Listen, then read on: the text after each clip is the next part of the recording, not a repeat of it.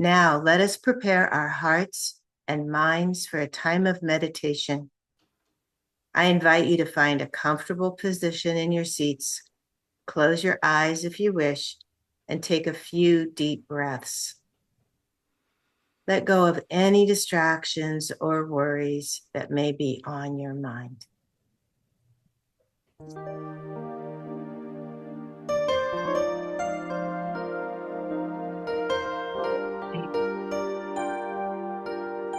Just a little food for thought as you're clearing this mind. That may surprise. Hear me in your heart. I am calling you. Listen to your heart. I am here. Hear me in your heart. I am calling you. Listen to your heart. I am here. Calling out your name.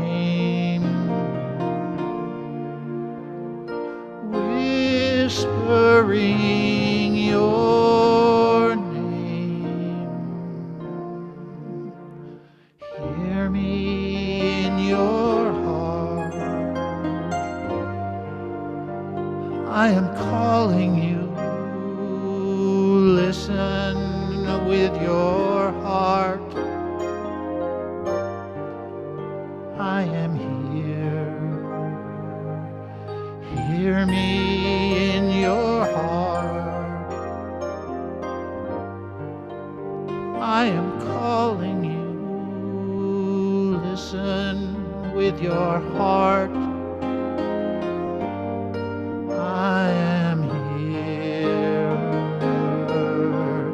Calling out your name.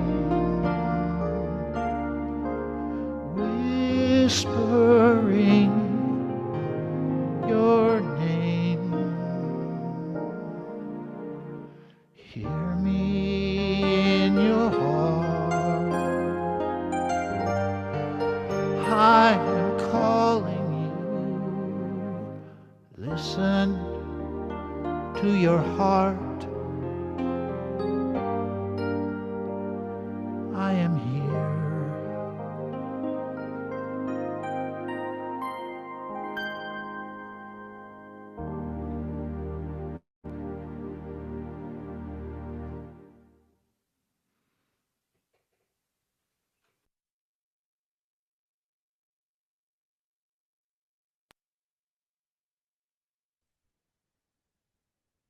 Listen. Listening more to Mother Earth, I think, is something critically needed just now. This is the week of Earth Day. That was on Tuesday, I think, and a lot of us have been doing our celebrations this weekend, as we are, this group. And it might interest you to know that Earth Day is now the largest global celebration of anything, of any place or whatnot. It has gained that much steam. There's that much, I think, love for this incredible creation, and that much realization that we would like a healthier relationship with her. So I want to start by reading a prayer. I might have shared this with you before, but I love it so much. And then we'll go through a little bit of guided meditation and about a minute and a half or so of silence at the end. This was written by a Unity friend of mine, Dennis Wayanko, and it's called Our Mother's Prayer. Our Mother, whose name is Earth, hallowed be your ground, and your skies, and your rolling seas. Your gardens thrive, your spirit alive, through woodlands, streams, mountains, and plains, everywhere. Grant us this day our needs for tomorrow, and refresh us with your living waters. Forgive us our mistreatment, as we would forgive those who would cause you harm. Lift us from negligence and deliver us from greed, for yours is the home and the beauty and the life that sustains us. And we would love, respect, and care for you now and ever, ever forward. So I invite you to just, as you've all done so many times, try to place your feet flat on the floor, relax your body, and just open your senses. Allow the boundary between your physical suitcase and all the rest of creation to become very thin.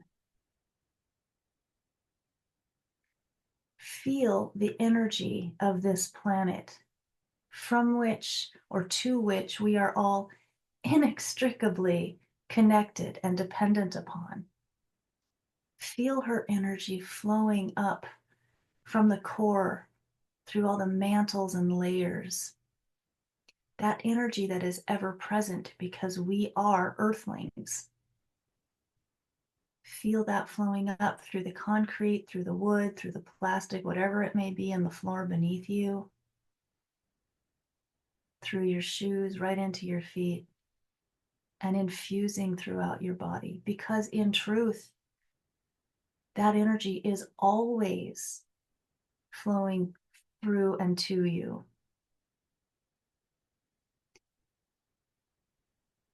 And now picture this gorgeous blue, green, white marble that is our home, that we are flying around on right now, that is, as far as we know, is unique in the entire universe. And envision just holding this planet. Envision yourself in your larger divine essence of you. And we're just holding this beautiful, precious marble in our hands. And our heart is filled with love. Love at perhaps a deeper level we've ever felt for anything. And that love we send into this image in our hand and this magnificent mother beneath our feet. And we hold the best of intentions. Take a moment to allow yourself to feel what it will feel like when humans have indeed come into balance with the rest of nature. How good it will feel to know that we have shifted collective consciousness to be one of restoration rather than extraction. Imagination is a spiritual power. I just invite us to take the next couple of minutes imagining a perfectly healed, restored planet and a collective human consciousness that has elevated into more of an ecological consciousness, an understanding of connectivity and oneness. Feel the love in that. Feel the relief in that. Envision crystal clear waters, perfectly clean skies everywhere, everyone with enough to eat, the planet regrowing forest and field, and a sense of harmony all across the globe.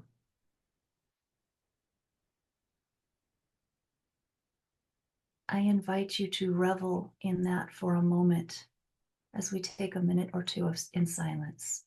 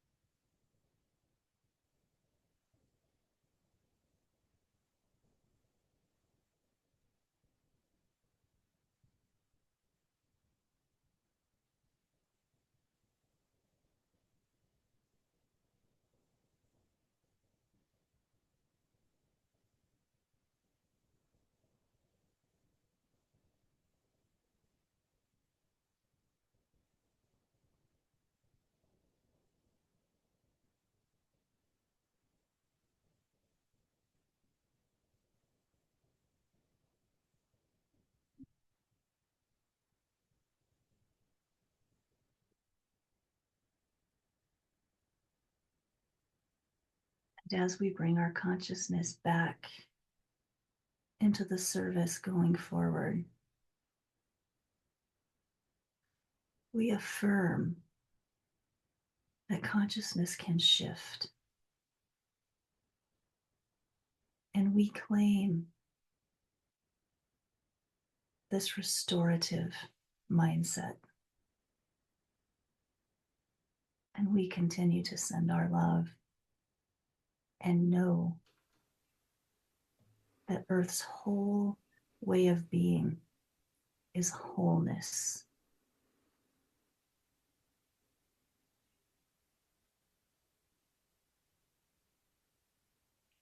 And with that, when we're ready, I encourage you to open your eyes.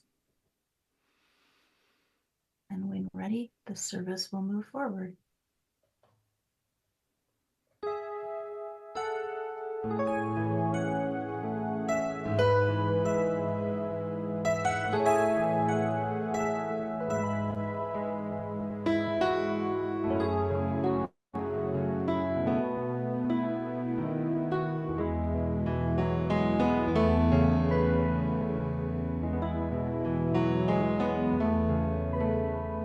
The earth is our mother, just turning around, with her trees in the forest and roots in the ground. Our Father above us, whose sigh is the wind, paint us a rainbow without any end. As the rivers run freely, the mountain does rise. Let me touch with my fingers and see with my eyes. In the hearts of the children, a pure love still grows, like a bright star in heaven that lights our way home, like the flower that shattered the stone.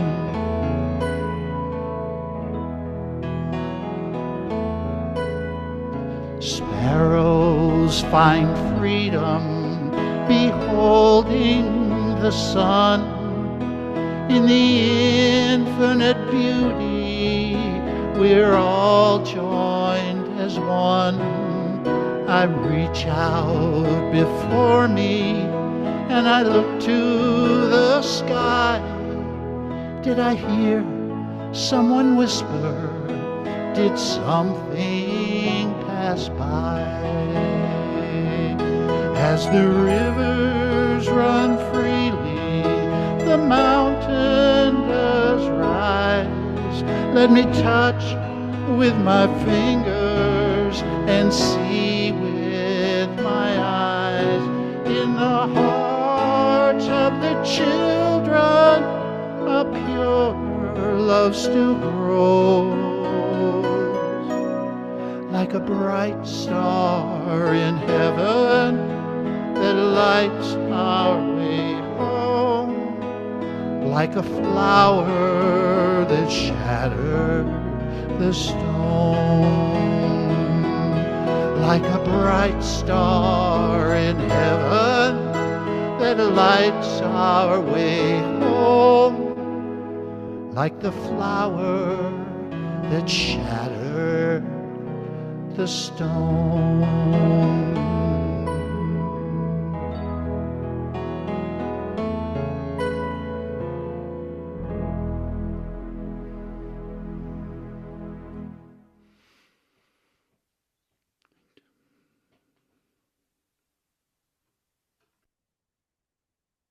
Am I supposed to take it from here? Yes, please. Okay. Well, hi, everybody. That was a beautiful song, by the way. Thank you for that. I haven't heard that before. I'm going to tell you a story today. Actually, I'm going to tell you a couple of stories because humans are a storytelling species, right? And the title of my talk is Nature's Narrative, listening to what nature's story is. Before I launch, though, I understand that your community pretty recently lost David Fleming, right? Well, I just want to acknowledge him because David was, I think, the first to reach out to me from your community, this community, Unity of Davis, to ask me to talk to him about your Earth Care team and efforts and to do a talk related to Earth. So I just want to take a quick moment, give a shout out to him. Thank you for a demonstration of a life well lived, and wish him just great, magnificent adventures in whatever part of this journey he's in now. So blessings to David. I know he's missed. All right. So many years ago now, my partner and I were out on kayaks in Maui, Hawaii, and just azure blue, very calm sea. It was the time of year when the humpback whales migrate there to give birth and to mate and to feed their young. And we'd been seeing whale spouts from shore. We've been seeing whale spouts all over. So I was so hopeful that to that date, I had never really seen a whale. And I've always had a fascination and a love of them. So we paddle out, and we get out of ways and then we stop paddling. We're just kind of bobbing. Ocean's real quiet or real still. We're kind of bobbing and we're seeing spouts come in a little closer and a little closer.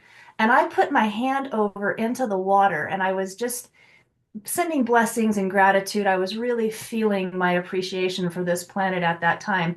And then I kind of did something along the lines of, whale people, I I wouldn't want to disturb you, but if it's not too much trouble and you could come close, that would be so awesome. Something like that. And spouts get a little closer, but all of a sudden, and I'm not making this up, if I could have caught it, it's National Geographic in a photo. This huge humpback whale breaches, leaps out, comes over, and it's headed directly toward our kayak. And it does this 3 or 4 times. The last time it did it, it was so close. It went kind of past our kayak then. It was so close you could see the striations in the blubber. And that time it went and dove and went all the way down and left us kind of being jumped around in the kayaks. And I didn't even realize it at the moment, but I had tears in my eyes that I hadn't even realized. It was such a complete sense of awe and amazement. And for me, certainly love. Now, later on that same trip, we totally lucked out. I think the whales heard me and responded. You can never know that for sure, right? That's part of my story. It's part of the storyline here. But right, not a day or two later, we were out doing the same thing, and this mother and calf came by, and I don't even know how long they hung out, just diving in and around our little kayak. It was magical. You could hear whale song coming through the boat. It was one of those experiences. Now, did the whales hear my communication? Maybe they had a curiosity to go watch humans. I mean, we can never know. We don't actually know how whales think or the levels of and layers of intelligence and emotion. And that's part of the narrative of nature.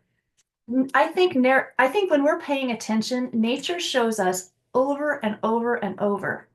There is so much more going on than our human senses can pick up. Um, Humans are a storytelling species, and stories have power. We use story to make sense of our histories. We use story to describe events. We use story to entertain. Stories weave history and shape culture. They're enjoyable and entertaining because they are part of our communication and our psyche. They're also very powerful, though. Stories compose narratives, and narratives compose worldviews. And I think I've spoken to you guys before about worldview, but right now we're in a situation where much of Western culture is caught in a political climate of battling narratives created and supported by media institutions and other special interests that want to spin them in a certain direction to move an agenda that those entities want to move. And it's everywhere right now. I don't know if any of you are feeling it, the bombardment of all of that's going on in the world. And I'm a news junkie. Part of my job, I write about these things. And so part of my job is really listening to all sides and all of that. And it can be overwhelming. And I've always also been nature girl, and I suspect a lot of you are nature girls and boys as well. When I begin to just get overwhelmed or disbalanced by all of these swirls of competing narratives, I find solace and centering and the ability to return to more wholeness by the stories of nature. And that's what I'm going to share with you going forward. Now, I think this is such a cool story.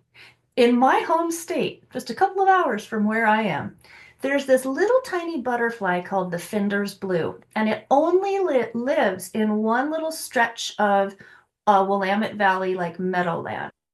It had almost gone extinct until conservation efforts started replanting the native flowers and plants that this butterfly, that's all it will eat. So now it has really rebounded and it's doing well. Over millennia, this little bug has formed a relationship with ants. So the butterfly and the ants. And at full growth, the Finder's Blue is about a wingspan of about an inch. So in caterpillar form, it's a very, very small, very fragile little green worm. And when that little worm is going along and it gets attacked, usually by a bigger insect like a beetle or something, it tweaks its body really hard, and that sends out this unique high-pitched sound. And ants come to its defense. So the ants come in, they start battling off the other bigger bug, and in response, the little caterpillar excretes a little drop of sweet liquid, sweet nectar that the ants feed upon. It's what they call a symbiotic relationship. Now, much of our Western culture espouses competition, right? Dog eat dog. That's the bed, kind of the foundation upon which a lot of us were taught in the school system, for instance. Darwin, survival of the fittest. Actually, nature more often tells a story of cooperation and collaboration.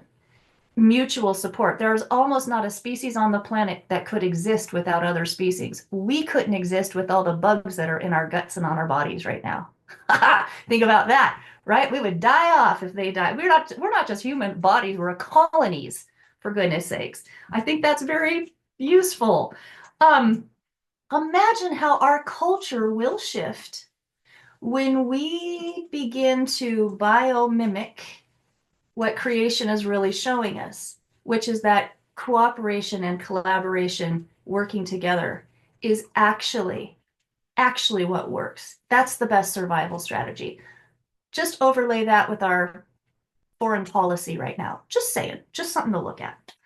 So I kind of envision, I long for a day. I've been lucky enough in my political experience myself to work with a leader, a governor who I believed demonstrated that leadership and strength is not about seizing power and control, but rather it's surrendering to service. Leadership is not about seizing power, it's about surrendering to service. We need to weave that into our cultural narrative a little more. Now, stories have tremendous power on the collective front as well as the individual front. And one of the many, many empowering learnings for me from Unity and New Thought is that we have the right and the ability to create and recreate our own stories and narratives. I was raised a rough little farm kid up in the foothills of Washington State. My name is Sylvia with a C because my whole family was from Oklahoma and Arkansas, and I just lucked out with that name. I could tell you some Aunt Florine and Aunt Clobell. I mean, that's what I would have been. Um, and my dad valued me for being tough. And I think I probably was born kind of tough, but he even valued me for fist fighting, taught me to hit first. I mean, so I developed this strong identity. I developed a narrative around being tough and overcoming and working really hard. And as it turned out, I created a life where I had to be all of those things. And as often happens, um, with those of us who like to fight a lot, life caught up with me and wore me down. And about a dozen years ago, I became the subject of a prolonged, politically driven public shaming. And it was like unlike anything you really can describe, truthfully. It broke me down really for the first time. It was life-changing. And one of the things I realized when I was in that very low moment with this, that whole thing went on, even the investigations and stuff, for about 2.5 years. And I should note we were cleared of everything. Charges weren't even filed, but it's life-changing, period. For me, it was necessary, I think, because I was kind of the Darth Vader of ego without realizing it, and I had built my narrative around all of that, and that got broken. I got broken down, and then I got broken open. And at a low point, I realized, you know what? It kind of sucks fighting your way through life. I don't want to have to work so hard. I don't want to have to fight so hard. I would like to love my way through life. I would like to allow more ease and more flow. And I'm grateful to say, and gosh knows with the help of our movement and unity teachings especially, I am mostly there now. And it is so much more fun to come from a position of more ease and flow and stepping out of the battlefields that I don't necessarily need to create. We have that ability, no matter what we've attached identity to. Our story is our story to tell. We can also choose to write or rewrite our histories. Now, when people happen to start a few years in, people would ask about, what had happened. At first, I would give them the whole pity story of what had happened. I'd say something like, "Oh God, I got taken in targeted. The governor and my partner, got targeted in a political takedown, tore up my family, lost my business. It was, horrific, blah, blah, blah." That's all true. I could also say, and I started doing so, well, life hit me with a really unexpected, difficult set of circumstances, and I decided to treat it like an unasked for sabbatical. I did a bunch of deep inner work that was incredibly healing. I wrote a book. I started out in ministerial school and yeah, came out the other side a much happier, more joyful person. That's also true. Either both of those stories are completely true. Why not pick the more empowering narrative? Why not pick the more empowering story? You know, we can all say, well, I had some really hard circumstances with my family. It was very dark and intense, and it really put me at a great disadvantage. Or we could say, well, had a difficult upbringing, did the work necessary to get through it, and I've got skills and talents I wouldn't have had otherwise. Why not pick the more empowering one? I personally am finding, because I could do the whole boo-hoo-hoo family thing too. Anyone with a father named Orville Leroy could probably do that. But I'm just saying. Um, and I used to have my identity attached to that. I used to have my identity basically to being a victim. I think we humans identify that way much more than we recognize until we get to a certain level where we recognize, hey, I can change that and I can have a more empowered way. And I don't need to feel that to feel worthy. So we're the only species that we know of. And again, we can't get into the heads of a lot of species, but we're the only ones that we know of that have a tendency, a proclivity toward attaching to victimhood. I would just throw that out there. I can tell from personal liberation, it is our personal experience. It is greatly liberating to be able to detach from that and rewrite history. Now, I'm going to try some screen sharing here going forward because John, my partner, and I recently had like if you guys ever get a chance to do this, do it. It was one of those, what do they call it, bucket list experiences. We went up on a glamping adventure in Borealis Base Camp in North Alaska. Now, if you don't know what glamping is, it's basically camping in real luxury, and you're going to see that here in a second. Now,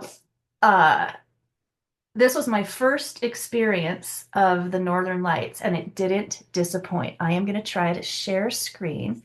I think if I pull this up first, no, I think, then come back to Zoom. I'll do that. Come back to Zoom. Share. Oh, it's going to make me go through all of this stuff. Oh, no, here we go. Please put thumbs up if you can see that. Okay, cool. I'm going to try to get it into slide view. Okay, can you see that still? Okay, and you can still hear me? Terrific. So this place is called Borealis Base Camp. You land in Anchorage, and then it's about an hour and 15 minutes out of that. And it's designed, so what you're seeing here is a night shot of these little igloo cabins that you stay in. And they're built like an igloo, they're round. This is John on the right, he's inside. And these are designed to capture, that big window is to capture the northern lights. And it is extraordinary. It was so much more than I expected.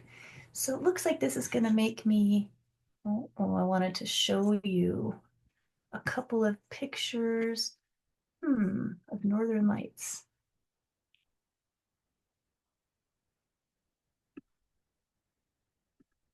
It's always dangerous, this screen sharing business, I find. Okay, can you see that?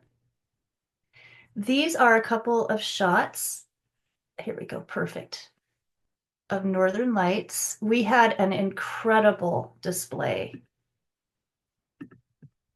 This is giving me a little problem.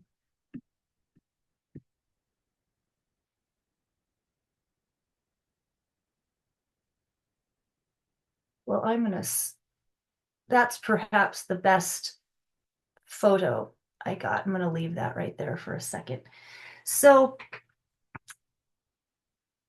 the Northern Lights, Aurora Borealis, it's the result of plasma being flung off the sun that then travels 93 million miles to the Earth in between 24 and 48 hours. It gets drawn into Earth's magnetic field. and then it gets pulled to the poles because the magnetic field is, or the magnetic draw is stronger there. At base camp each morning, we'd wake up, and outside our little igloo were all of these tracks of animals. Obviously, we're in thick snow, right? All of these tracks of animals, snowshoe hares. You can see they have these little Arctic squirrels, other things that we didn't even know what they were. What I love about this is that as you know, the northern lights are visible to the naked eye, but they're much more vivid in photograph. And that's because a camera lens allows in more light than our human eyes can see. And every night, no matter where you live, when you go to sleep, there are myriad creatures outside whatever building you're in doing all kinds of creaturely things that we're unaware of, right? All of this is going on. I mean, this is energy from the sun, and it's much more vivid than we could even see that night because our human senses don't quite allow that. Again, nature is showing us that there's so much more possibility, so much more glory. And the more we learn to open, the more we get to take it in. I want to show you this one. This one might be more familiar to you guys. If it's not too distracting, I'm just going to leave it in this format because I can move through it without it getting glitched. I recently, well, about last fall, I was headed through down into Paso Robles, California for a dog agility competition. That is my great addiction right now. But I want, as an environmentalist, they had just a couple months before that removed the last dam from the Klamath River. This is the biggest dam removal project probably in world history, certainly in US history. And I wanted to document it. I write a publication called Transcend, which I'll share with you in a second. I wanted to document this. So I drove to Hornbrook, California. I had never heard of it before, but that is the closest site to the last dam that had just been taken out. And when I wound up this, and Hornbrook's just a tiny, pretty much eye blink little place, and you wind up this gravel, windy road along the river. And I got to tell you, when I came out that last curve and I was up above this shot, that's my photograph, up above this shot you're seeing right there, again, I had tears in my eyes because what you're seeing right here is a free-flowing wild river again. For the first time, this used to be a lake that stretched all the way out to that, across that whole denuded area.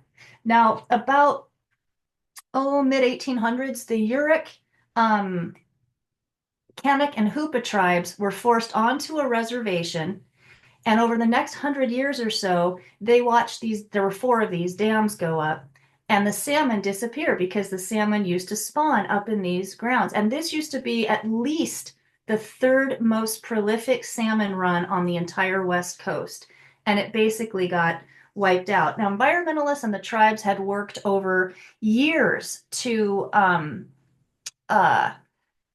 try to get this dam removal project going, but it had been delayed. And as you can imagine, it had been delayed and fought off for a variety of reasons. But as happens, circumstances and consciousness can shift. And the dams were old, and they Pacific Power would have been required to make very expensive upgrades to bring them up to code. And they decided instead, they had enough additional power on the grid now, they decided instead it might be more cost effective to close them down. And that literally is history in the making. So that's what happened. Now, I have to tell you, I was so blown away that just 3 days after I was there, it was reported that the first salmon had been seen. That is literally the salmon first photographed in that, beyond what was that last dam. By the time I was writing up the first piece I did in this for Spirituality and Health magazine, by the time I was writing that up, 6,000 salmon had been counted returning. The scientist believed it would take years to get to that level of recovery. Nature so many times shows us that when we give it a break, when we just create the slightest opening, it returns to wholeness. That is rivers like human consciousness. They need to be cleared of sludge. They need to be allowed to flow free. And when that happens, the healing comes very quickly. That's part of the story that nature tells as well. Before I shift gears, I want to, if I had a more in-depth story, I write a Substack publication called Transcend, and I've written about this, many other things. If you have an interest, that's the QR code for it. That's also in the chat. And I am going to, yes, I'm going to stop sharing. Perfect. So right now in this world, we are in a time of trouble. It is a heavy time. And there's a lot of grief. I have a lot of grief about what's happening to our planet. I have grief about other things too, but that one's really front and center for me. But it's a time of grief in a lot of humanity. And cultural historian, I want to read you this. I love this quote. Cultural historian Thomas Berry said, "It's all a question of story. We're in trouble just now because we don't have a good story. We are in between stories. The old story, the account of how we fit in, is no longer effective, yet we haven't learned a new story." Ancestors and prophecies actually predicted times such as these, and they almost always say these are times to listen. And that song in the beginning that we had, right? Listen, listen, listen within, listen, was so perfect. We don't coordinate the songs, but it usually kind of works like that. It's one of the cool things about doing a unity service. We're being told the earth is always speaking, and it's always telling us that in the field of possibility, there is far, far more potential than what we can see when we're mired, when we're caught in fear or in disbelief that things can get better. Nature demonstrates that all over the place. I may have shared with you before, one of my favorite terms is CHAORD, CHAORD. And it stands for pockets of order, new order rising out of chaos. And nature does demonstrate that left and right. Just look at the cleansing power. Sounds crazy, but look at the cleansing power of a volcano. I did research up on Mount St. Helens a few years. I was in grad school in environmental studies at the time. We did research up there. It still looked like a wasteland, and yet there were these little pockets of life. You'd even find frogs that had survived underneath the leeward side of stones. You know, it was recharging. Forest fires can be devastating. They can also, in the wild, clear out dead growth, open up meadows that certain animals need for food and for habitat, etc. Here in the US, we are in a time of chaos, and there is great foment in our politics. We are in what is termed a cultural war, and I know some of us don't like that kind of language, but I find it useful to look at the facts that we are in a cultural divide, a very, very non-unified time in some ways. Dark aspects of our national story are front and center now, right? Even though some are trying to suppress that history, that's never going to happen again. It's come out. The shadow has come up. And we have needed deep system change in this country and in our political party. Speaking from my own opinion, we need to evolve past a two-party system. We need system change, not just electing this guy or eventually this girl, that guy, whatever. We actually need to evolve the systems. And I think that could be our opportunity for CHAORD.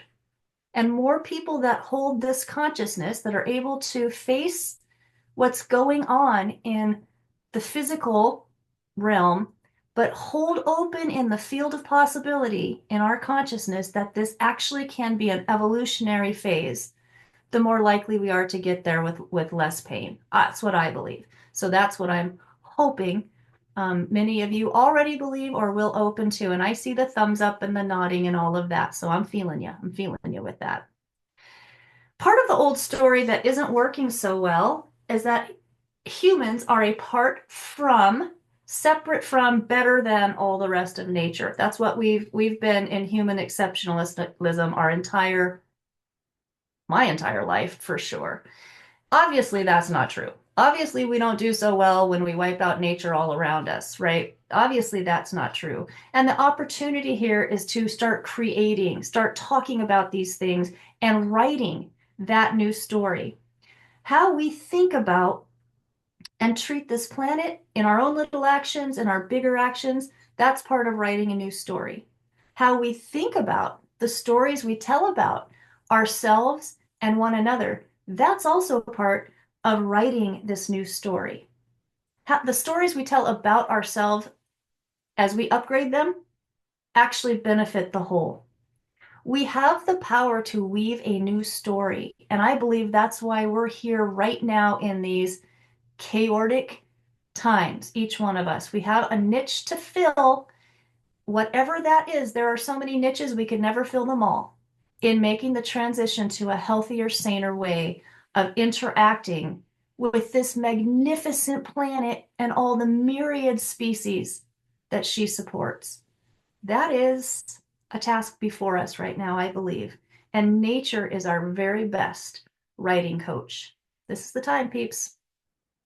Namaste.